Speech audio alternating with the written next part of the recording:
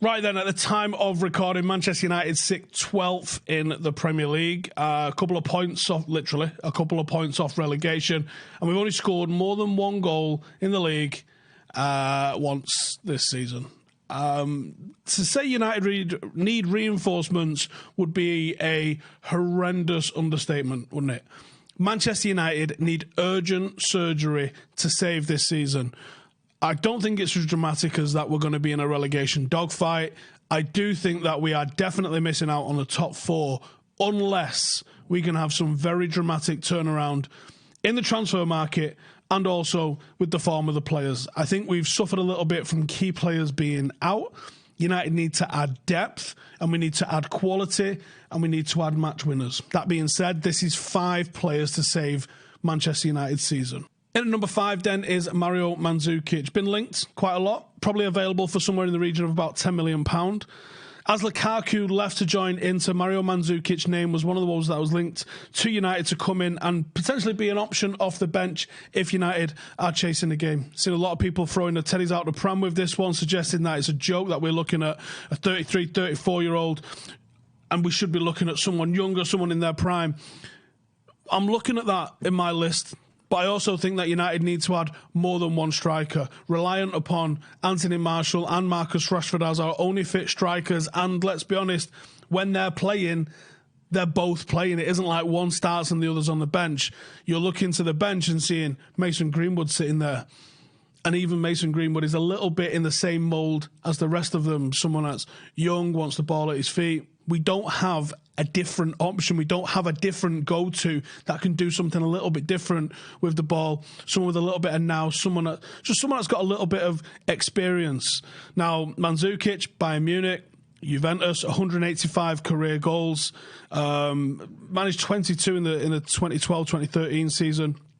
He's getting on now. He isn't necessarily going to be a threat to the development of Marshall or Mason or Greenwood, to Marcus, to Mason, or to Tony Marshall, or even the other forward that I'm thinking of bringing in. Mandzukic would be someone that would be happy to sit on the bench, available for an absolute steal, around about €10 million. His contract's up in 6 months. You're going to get him for absolute peanuts. This, to me, is a complete no-brainer. We've been lacking goals. Someone who knows where the net is, even if he's not going to be as prolific as a prime Ruud van Nistelrooy, he's going to help.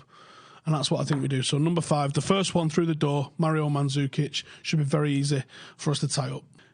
Next on the list then is Doucouré. We're going to the Premier League for the next one, and he's probably available for around about 40 million. I don't think it's any secret. I don't think anyone's shocked that United need reinforcements in midfield, and as well as Scott McTominay's been done, and the experience that we've got from Nemanja Matic, we need legs and we need quality. And for me, Doucouré is one of those players, maybe not quite to the Kante level, where you go, he's playing above what his team suggests he's capable of. For me, Doucouré would add a lot of legs.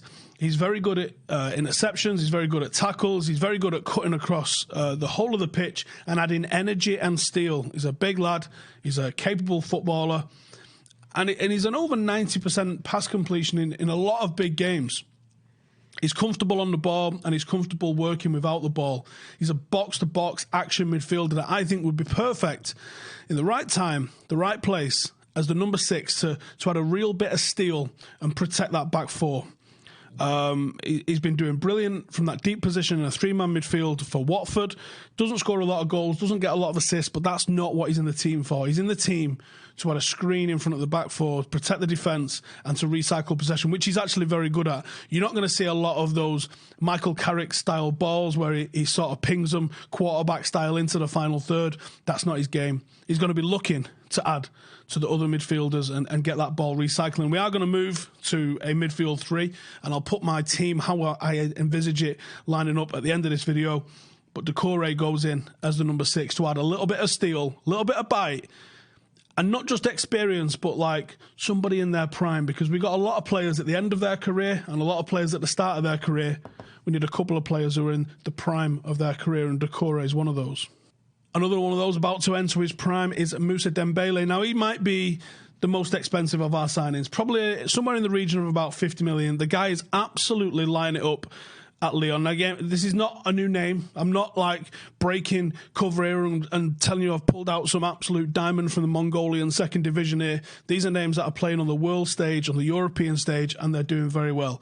Now, for me, Dembélé is the striker that absolutely tears it up, and he leads the line ahead of Anthony Martial, and he leads the line ahead of Marcus Rashford and ahead of Mario Mandzukic, who would sit on the bench with all of them probably starting, to be honest with you. Now, when you look down into the data of exactly how good Moussa Dembélé is this season, it's frightening. He's scoring a goal with every 2.33 shots per game. To give you some context to that, last season, our best striker was Anthony Martial, who managed a goal with every 3.9 shots per game, and that was equal to the Premier League's most deadly striker, which was Sadio Mane, who got a goal with every 3.9 shots per game. 2.33 is what Dembélé is scoring with at the moment. Again, to give that some context based on this season, Aguero's been in absolutely deadly form. 8 goals in 8 games. You go, you're not getting better than that, surely.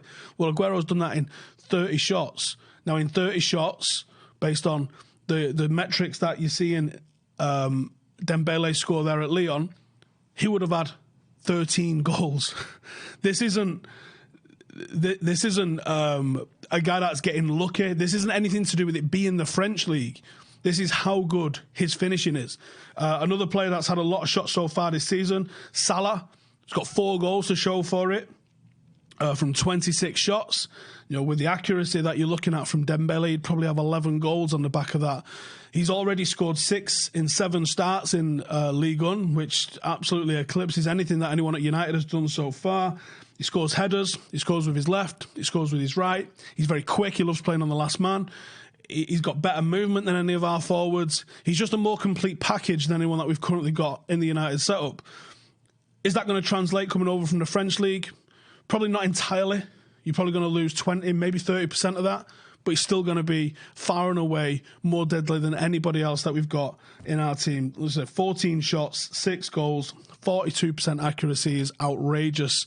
As a bit of an indication, when Zlatan came over, Zlatan had a 25% accuracy when he came over from PSG, and that dropped to a 12% accuracy. So if you want to just literally throw what happened with Zlatan, you remember Zlatan had about, I think it was like 2,000 shots in one game against Stoke.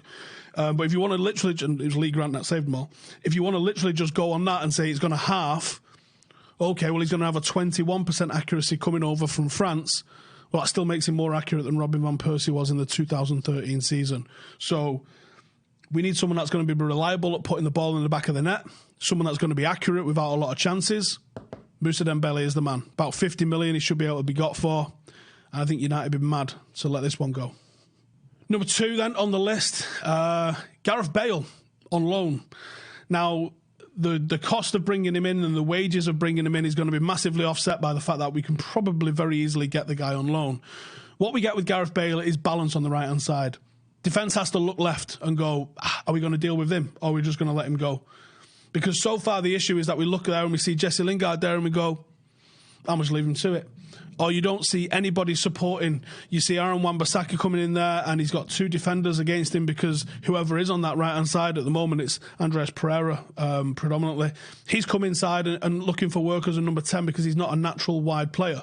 Gareth Bale would hog the touchline, he would hold the space, and he would demand attention from the opposition defence because Gareth Bale is a match winner. Much like the way Moussa Dembélé would become a match winner for Manchester United, and the other player that I'm going to mention would also become a match winner for Manchester United. This is what we need. So far, you look at United and you go, I keep Rashford quiet, and I keep him quiet by keeping Pogba quiet. Oh, that's United dealt with. We're not a threat from set pieces. We're not a threat from multiple positions the way like Manchester City or Liverpool are. If you keep Salah quiet, Mane's going to hurt you. If you keep Kevin De Bruyne quiet, Aguero's going to hurt you. You keep Aguero quiet, Sterling's going to hurt you. United haven't got enough of those options in our team where if you go, they're going to have to leave somebody open, which is what we used to have. We keep Rooney quiet, Ronaldo's going to get us. Keep Ronaldo quiet, Tevez is going to get us. Keep him quiet, Paul Scholes going to rifle one in from the edge of the box. That's what you have to have, multiple match winners, because a team can cope with 1 or 2. And they can actually shut 1 or 2 down. But when you start getting 3 or 4, that's when you become lethal. And that's when you can become very unpredictable. And that's when you can start to really move a team around and cause them problems. So As I said, Gareth Bale, probably available on loan. He's been left out of some of the big games. Clearly doesn't get on with Zidane. He's actually done brilliantly since he's been in Spain. I don't understand the problem that the Real Madrid fans have with him. 104 goals from 238 appearances and 67 assists. What are United lacking? Creativity and goals. We've just brought in creativity. We've just brought in goals just in one player, let alone steal in midfield with Doucouré and a little bit of a clinical finisher in Dembélé. You can't deny the talent of Gareth Bale. What you can say is injury record isn't perfect. Wages are going to be an absolute nightmare. But that's where somebody like Gareth Bale is used sparingly and rotated in with the rest of the forwards that we've got. It's too predictable what United's lineup's going to be at the moment. If you've got a Dembélé, and you've got a Tony Marshall, and you've got a Marcus Rashford, you can actually line them up with Rashford on the right, Marshall on the left, Dembélé down the middle. You could put Bale on the left, you could put Mason Greenwood on the right, you could bring Dan James in as well. We start to have options and we start to have unpredictability in the team. Too often, everybody knows what United's team's going to be and there's no surprises in there. At least no surprises in a good way in the team. We get some depth, we get some options, we get some match winners, and United are going to be a bit of a force. On loan, I think the risk is minimal. But Gareth Bale is a match winner who doesn't love it in Madrid and I think would probably find a decent home for himself in Manchester. And being on loan, I don't think you can grumble at the price. Which brings us to our number one. And our number one in this top five is Spurs midfielder Christian Eriksen. Something's happened at Spurs this year, and I'm not sure I believe all those WhatsApp stories, which are probably just a little bit convenient. Maybe this team's just run its course. But one thing I do know is that Christian Eriksen is by far and away one of the better midfielders in the Premier League. And I think he would be perfect for what United need. Now, if you add him into a midfield three with Doucouré and Paul Pogba, now you've got a team where you go, actually, I'd put that team up against, or that midfield at least, certainly man for man, against any team in the country, just as a midfield. Now, you can argue about the strength and the depth of other areas in there, but just as a midfield three, Doucouré, Eriksen and Pogba is about as strong as a midfield gets. And the big thing about them that I like is that it's three midfielders that are in their prime, deep into their 20s, lots of Premier League experience, not really a lot of excuses. You can't say, oh, he's old, he's past it, or he's still learning his trade. No, that's three good midfielders. Three good midfielders that are good in possession. Three good midfielders that, Doucouré aside, you'd be looking to Eriksen and Pogba to have some creativity about them. And if Eriksen's got Bale to his outside and he's got Dembélé in front of him, he's got options. And if Pogba on the left-hand side there has got Tony Marshall, who he loves finding, and he's got Dembélé ahead of him, I also think that you're going to see something out of Paul Pogba with those options as well. And he's also got the ability to spray it wide for Bale on that right-hand side. I think that forward six, that starting forward six, gives us a lot of options. And I'll go through what United's team could look like. David De Gea in net is an obvious one. Wan-Bissaka at fullback. Maguire, and I think by the end of the season you might see Axel Tuanzebe take Lindelof's place. But let's just say you've got Axel or Lindelof. Left back, I think you've still got question marks over, but Rome wasn't built in a day, and I think being real, we probably wouldn't get all five of these in January anyway, but if we could, we're certainly not going to get a sixth, and I certainly don't think that we're in a position to be able to bring in another left back without selling on Luke Shaw with those that aren't quite happy with him. So I'd be pretty content to let Shaw and Williams battle it out for the rest of the season and see where that goes. Possibly even Rojo if you're looking at a game against maybe City or Liverpool where you think our fullbacks aren't going to attack anyway, so let's just have another defender in the mix. We've also got the potential to play a back three. So I'm fairly happy with the depth that we've got in defence. We've got loads of centre-halves. When Baye and Jones sort their fitness out and come back into it, they also can put pressure on the starting defenders and give us options in there. But it's moving into midfield where signing two midfielders gives us that depth. Yes, we've got Angel Gomez coming through. Yes, we've got Andreas Pereira, who might not be perfect, but do you know what? As an occasional player that comes in, it'll do.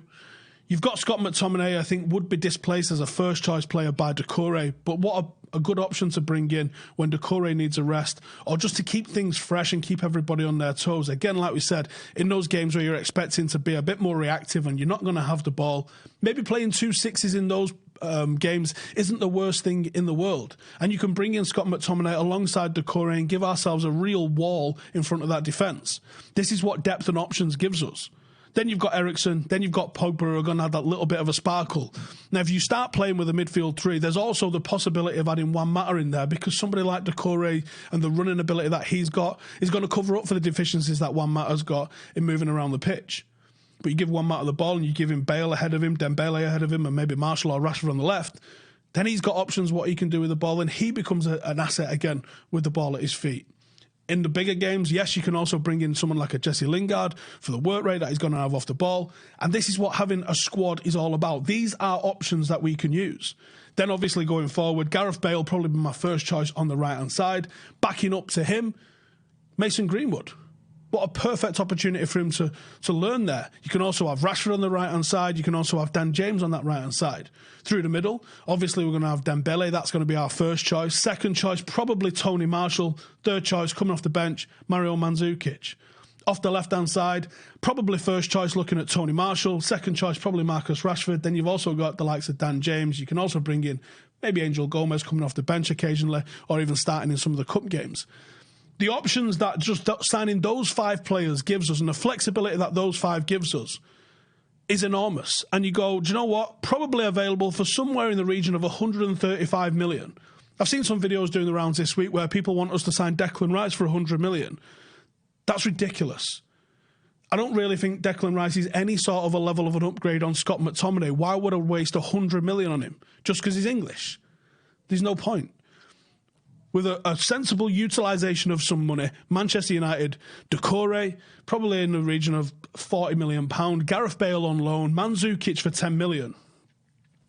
With 50 million, those 3 players would make an enormous difference on what our team could do. But if we push the boat out a little bit more, and we went 40 million on someone like ERIKSEN, maybe 50 million on somebody like MOUSSA Dembélé, then Manchester United could actually have a team that I think all of us could be pretty happy with this team. All of us would look at that and go, yeah, there's a bit of balance there, there's a bit of depth there, there's a little bit of quality there. And that is what Manchester United need. So the 5 players to save Manchester United's season, can we get them all over the line? Well, I think they're pretty realistic, to be honest with you. Can we get it done? Over to you, Ed. Thanks for watching. Make sure to subscribe. But before you go, I just wanted to let you know about our Patreon group. We have got a memberships group going which supports this channel and allows us to do what we're trying to do with this channel. And also we've given some jobs out to young people straight out of uni in the area. If you want to read up more on what the Patreon group is and what it offers, then the link is in the description. We're looking at doing some live podcasts coming up in the very near future with some ex-United players. We're looking at one in Manchester currently and one in Dublin. So if you're from those areas, definitely come and check that out, because it'll be invite only and it'll only be Patreons that are allowed to attend, and it'll only be Patreons that get to watch those videos when they go out.